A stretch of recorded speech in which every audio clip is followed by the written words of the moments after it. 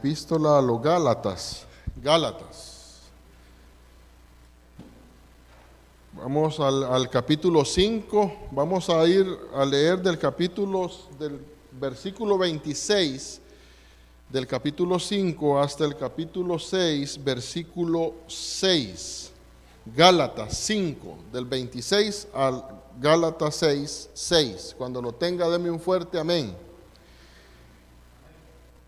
He titulado el mensaje de esta noche, el estudio, levantar al caído es responsabilidad de todos. Leemos en el nombre del Padre, del Hijo, del Espíritu Santo. Amén. No nos hagamos vanagloriosos, irritándonos unos a otros, envidiándonos unos a otros. Hermanos, si alguno fuere sorprendido en alguna falta, vosotros que sois espirituales, restauradle con espíritu de mansedumbre, considerándote a ti mismo, no sea que tú también seas tentado. Sobrellevad los unos las cargas de los otros y cumplid así la ley de Cristo. Porque el que se cree ser algo no siendo nada, a sí mismo se engaña. Así que cada uno someta a prueba su propia obra, y entonces tendrá motivo de gloriarse, solo respecto de sí mismo y no en otro, porque cada uno llevará su propia carga. El que es enseñado en la palabra, haga partícipe de toda cosa buena al que lo instruye. Vamos a orar. Padre, gracias te damos, Señor. Gracias, Señor, por el privilegio de poder predicar este primer mensaje de día viernes, este primer mensaje del año. Yo sé, Señor, que no soy digno de hacer esta labor, ni tampoco estoy calificado. Por eso te ruego, Señor, que seas tú que me usa, que sea yo un instrumento en tus manos y que perdones mis pecados. Los confieso y me aparto para alcanzar gracia y misericordia. Oro por los hermanos acá reunidos y por los amigos y hermanos que nos ven a través de las plataformas digitales. Prepara su corazón y su mente, y que sea el Espíritu Santo aplicando esta palabra a cada corazón. En el nombre de Jesús, Señor nuestro, hemos orado. Amén y amén. Pueden sentarse, hermano.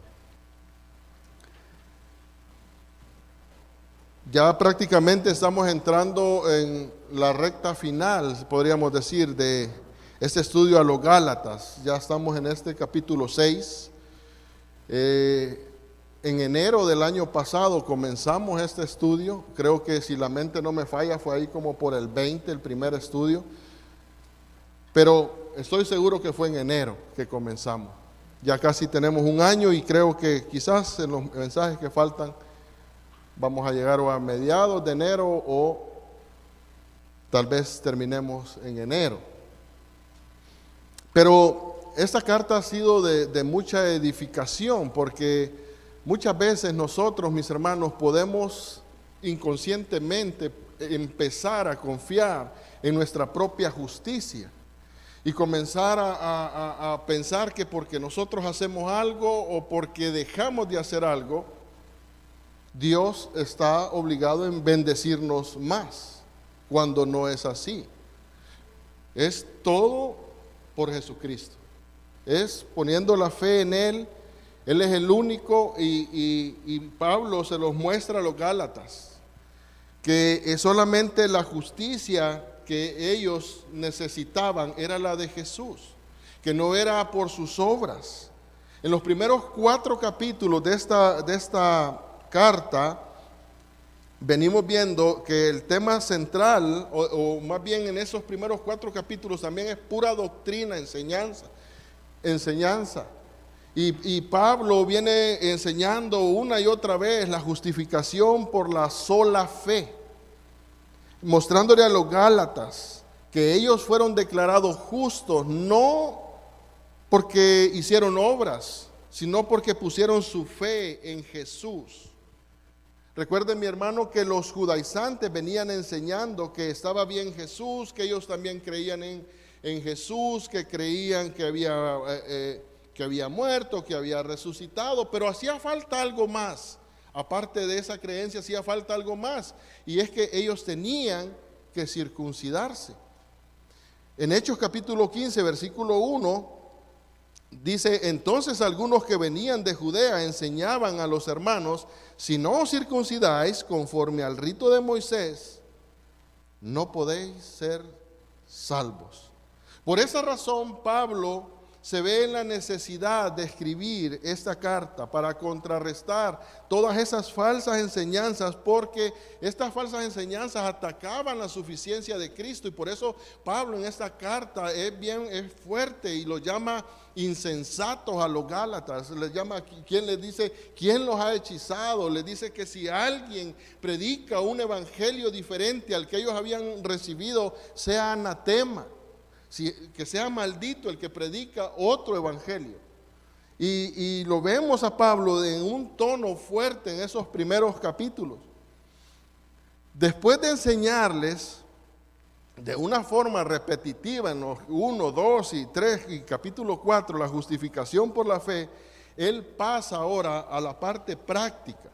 Es decir, si conocen la doctrina, si ya fueron enseñados en la doctrina, si tienen la teología correcta, entonces deben de vivir de una forma correcta.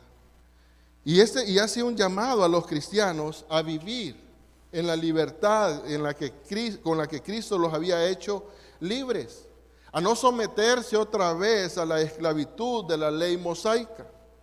Pero ahí mismo Pablo les muestra a la iglesia que la libertad que el cristiano tiene no la deben de confundir con libertinaje, porque era fácil, mis hermanos, confundirse diciéndoles: no debes de guardar la ley para salvación. Entonces cualquiera podía pensar: bueno, entonces yo voy a vivir como yo quiera, de todos modos no es necesario.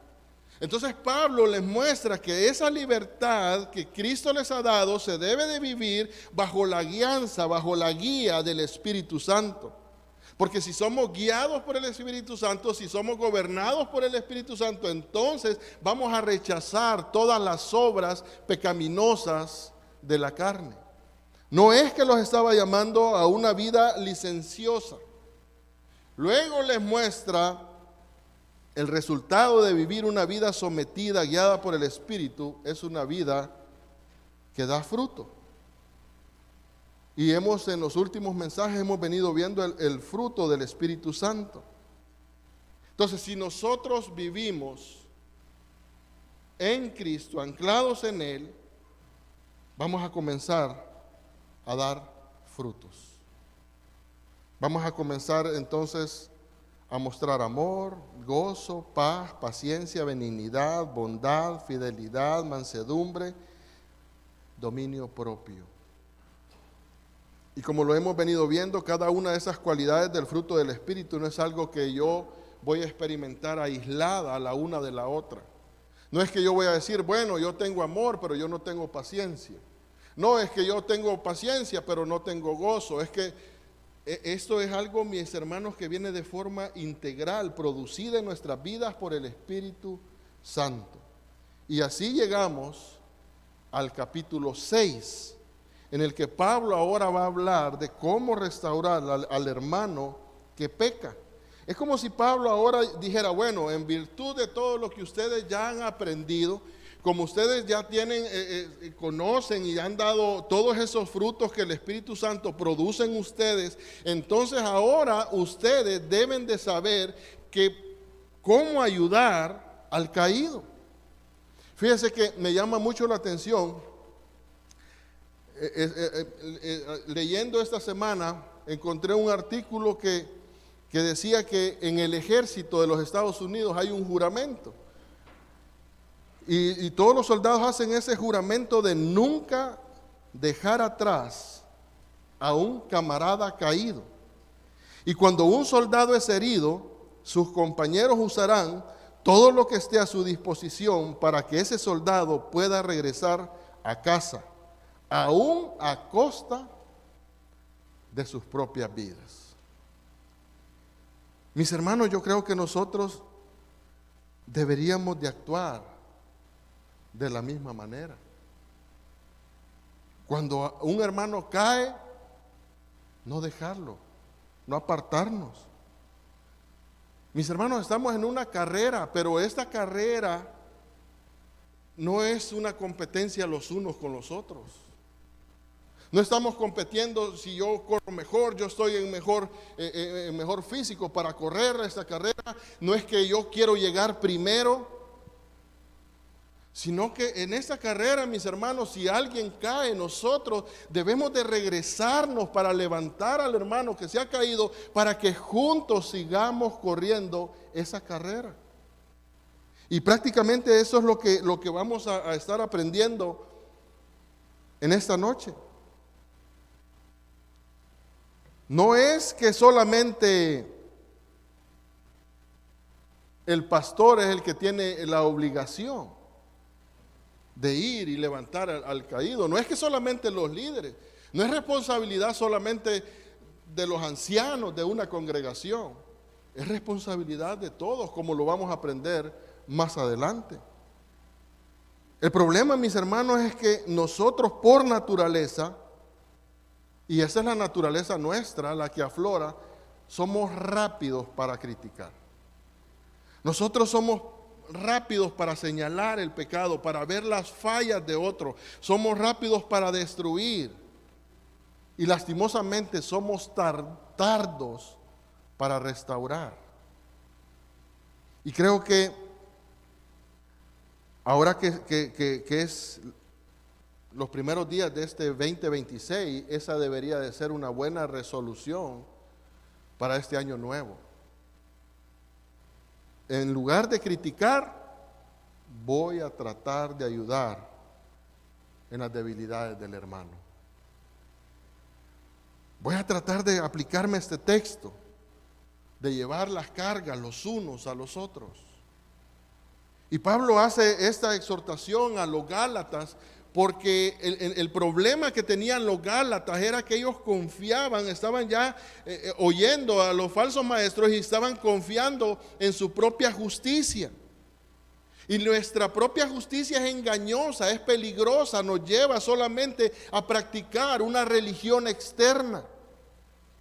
Y la religión externa, mi hermano, lo lleva nada más a ser legalista, a ser carente de amor, de misericordia, de manera que ve una falla, entonces lo que hace es destruir, en lugar de edificar, en lugar de restaurar al caído.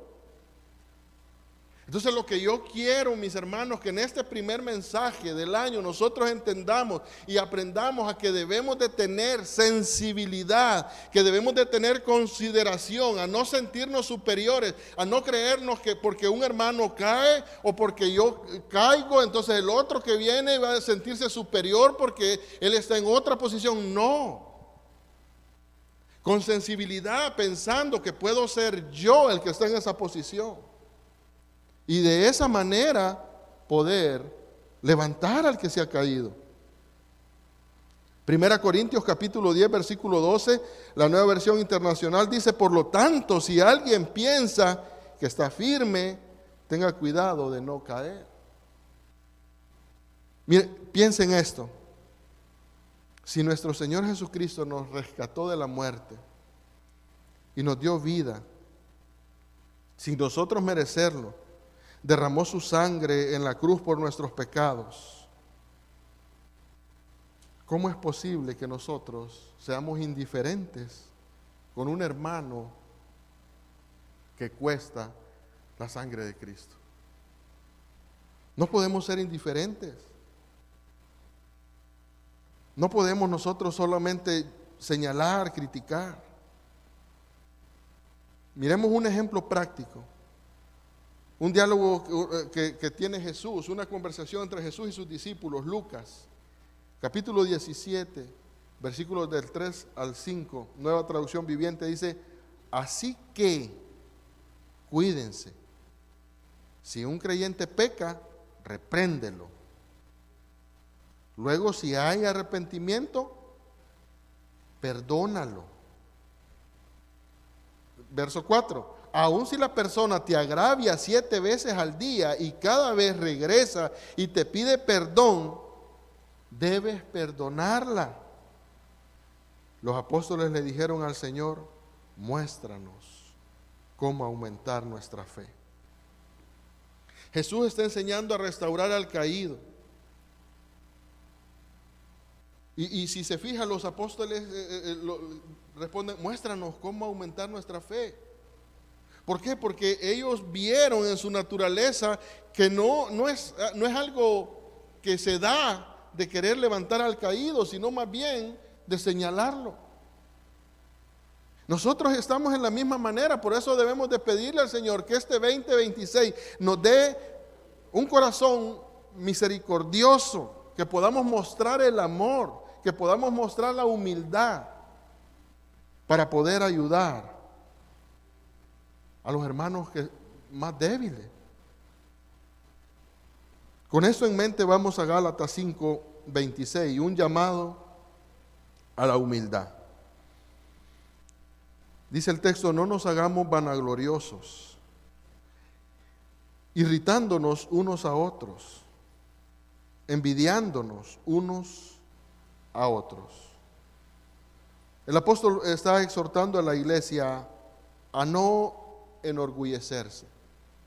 Luego de haberles hablado del fruto del Espíritu, Pablo hace una exhortación a la humildad.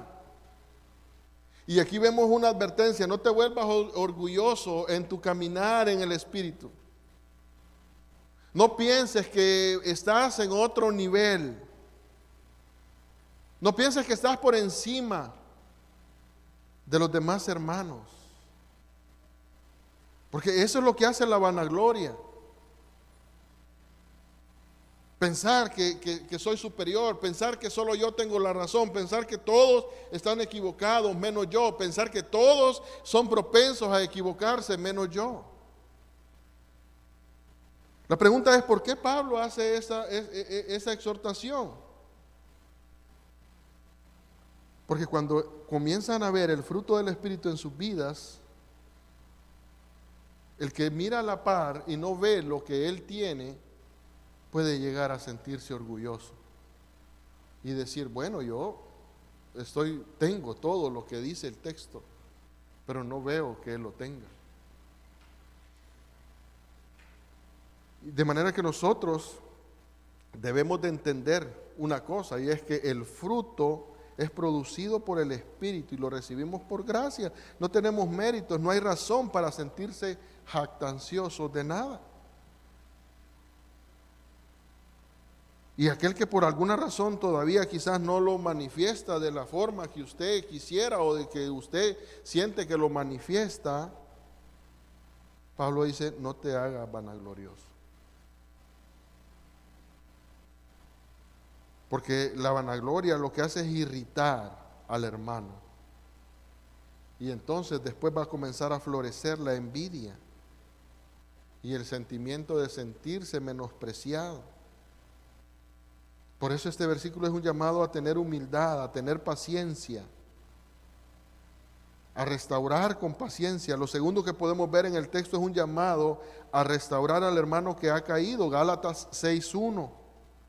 Hermanos, si alguno fuere sorprendido en alguna falta, vosotros que sois espirituales, restauradle con espíritu de mansedumbre, considerándote a ti mismo, no sea que tú también seas tentado.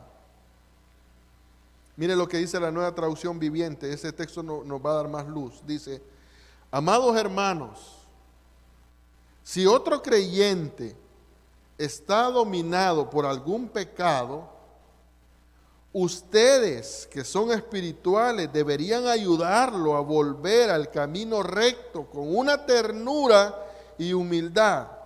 Y tengan mucho cuidado de no caer ustedes en la misma tentación. El texto nos muestra la responsabilidad que tenemos todos los creyentes de procurar restaurar a un hermano que ha caído. Mire, el texto no dice: cuando fueren sorprendidos en algún pecado, corran y díganle al pastor para que sea él el que vaya a restaurar al hermano, no dice eso el texto. Vosotros, dice.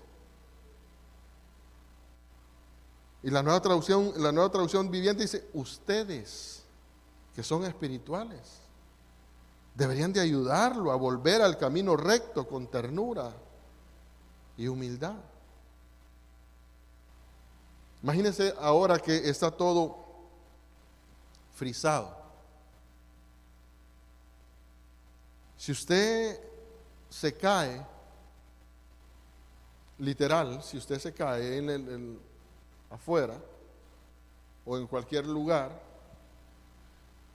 y usted no se puede levantar debido al golpe, lo que usted va a querer es que alguien llegue y lo levante. Pero ¿qué pasa si usted ve que solo comienzan a pasar las personas y en lugar de levantarlo, en lugar de ayudarle, se comienzan a reír? Porque muchas veces las caídas de otros, así literales, le causan gracia a las demás personas. Se cayó. Y lo primero es reírse. Un día mi esposa se cayó enfrente de la iglesia. Y lo peor que ella me dice, venía la hermana Juana y ella me empujó. Ah, mentira. La hermana Juana la ayudó a levantarse rápido. Entonces venía la hermana y ella le ayudó a levantarse. Pero ella, cuando llega al carro, ella estaba indignada y me dice, me caí y había una persona dentro de un carro que en lugar de ayudar, se estaba riendo. Y le digo, pero es natural a veces en las personas, pero no te golpeaste. No, solo fue un medio doblón ahí. Pero por eso ahora yo la traigo de la mano mejor, porque eso fue en verano y ahora en invierno. Pero no, hermano, lo que quiero mostrarles es que cuando uno se cae, lo que uno necesita es ayuda para levantarse. Recuerdo que hace como 2 años que fuimos a Orlando, un señor como de unas 500 libras perdió el paso y se cayó. Y las personas solo pasaban y nadie le ayudaba. Entonces le dije a mi hijo Diego, venite, tratemos de ayudarlo. Pero levantar a un hombre tan pesado entre dos no es fácil. Entonces comenzamos a llamar a más personas. Y entre varias, unos empujándolo y otros jalándolo, lo logramos levantar. Y aquel señor estaba agradecido. Pues imagínense, hermano, lo mismo, pero en un modo espiritual. Hay hermanos que quizás se caen y no basta con que uno vaya, sino que necesitan ayuda de otro y oración y necesitan que uno lo jale y el otro lo empuje. Pero si es necesario hacer eso, mis hermanos, tenemos que hacerlo con humildad, pensando que podíamos ser nosotros. Eso es lo que se espera de la iglesia. Que busquemos restaurar al hermano caído. Esa palabra restaurar viene del griego catartizo y significa poner en orden y llevarlo a su estado anterior. En el griego secular se usaba como un término médico para referirse a colocar un hueso fracturado o dislocado en su posición normal. Si somos honestos, hermano, ese trabajo de restauración a menudo es olvidado en el pueblo cristiano. Quizás resulta más fácil fingir que no sabemos. Quizás es más fácil decir, oh, no me doy cuenta yo de nada de eso. Pensar que no ha sucedido nada. Pero por otro lado, la otra punta están aquellos que comienzan a tratar con demasiada dureza al que ha caído en una falta. Y en lugar de levantarlo, lo hundimos más. Y tenemos que tener un equilibrio entre estos dos puntos. Un punto es, no sé, pasa por alto, y el otro es demasiado severo, pero debemos de estar en la mitad, en una tensión en la que hay que ir, hay que hacerle ver su pecado, porque tampoco estoy diciendo pasar por alto el pecado, no. Hay que hacerle ver el pecado, hay que hacerle ver la falta. Dice el texto, hermano, si alguno fuere sorprendido en alguna falta. Si se fija, dice hermano, Pablo está escribiendo a cristianos. Dicho de otra manera, si es sorprendido cometiendo el pecado, debemos de animarlo, debemos de reprenderlo también. Sorprendido tiene la idea de que fue visto mientras cometía la falta, pero aún así debe de hacerse con amor, con humildad, entendiendo nuestra propia debilidad y nuestra propia corrupción, entendiendo que somos propensos a caer nosotros también en el pecado. Martín Lutero, hablando acerca de este texto, dice: si alguno es sorprendido en una falta, no agraven su dolor, no lo regañen, no lo destruyan, no lo condenen, levántenlo y devuélvanle la fe con dulzura. Me gusta esta frase. Devuélvanle la fe con dulzura, con amor, con paciencia. Dice el texto: vosotros que sois espirituales, restauradle con espíritu de mansedumbre, considerándote a ti mismo, no sea que tú también seas tentado. Hermanos, los que tienen fortaleza espiritual, los que tienen madurez espiritual, tienen la responsabilidad de apoyar a los hermanos que están teniendo problemas en algunas áreas. Mire lo que dice 1 Tesalonicenses 5:14. También os rogamos, hermanos, que amonestéis a los ociosos, que alentéis a los de poco ánimo, que sostengáis a los débiles, que seáis paciente para con todos. Agustín dijo, hablando también acerca del texto de Gálatas, la mejor prueba de la espiritualidad de una persona es el trato que le da al pecado de otro.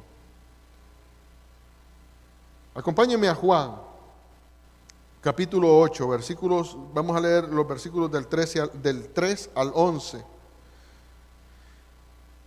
Dice: entonces los escribas y los fariseos trajeron a una mujer sorprendida en adulterio.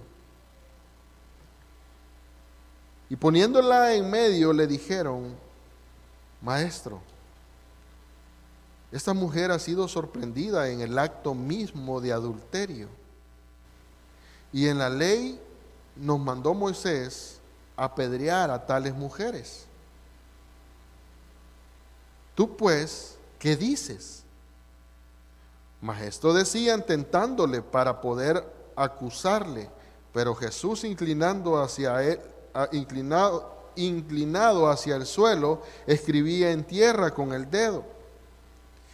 Y como insistieron en preguntarle, se enderezó y les dijo: el que de vosotros esté sin pecado, sea el primero en arrojar la piedra contra ella. E inclinándose de nuevo hacia el suelo, siguió escribiendo en tierra.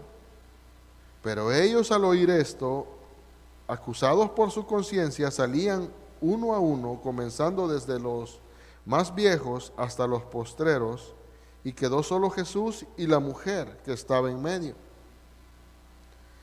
Enderezándose Jesús y no viendo a nadie sino a la mujer, le dijo: mujer, ¿dónde están los que te acusaban? Ninguno te condenó. Ella dijo: ninguno, Señor. Entonces Jesús le dijo: ni yo te condeno. Vete y no peques más. Mi hermano, el texto nos muestra claramente que Jesús no estaba interesado en destruir a esta mujer. No estaba interesado en señalar el pecado de esta mujer, en acusarla. le llama al arrepentimiento. No peques más, ya no sigas viviendo de esa manera. Porque su intención era ayudarle. Esa, mis hermanos, debe ser la actitud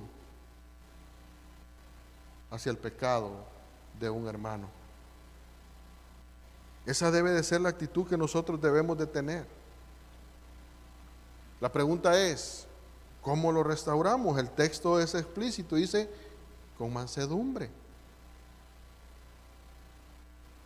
Para ser restaurado, el creyente que ha caído, primero debe de reconocer su falta. Es necesario que él reconozca sus pecados.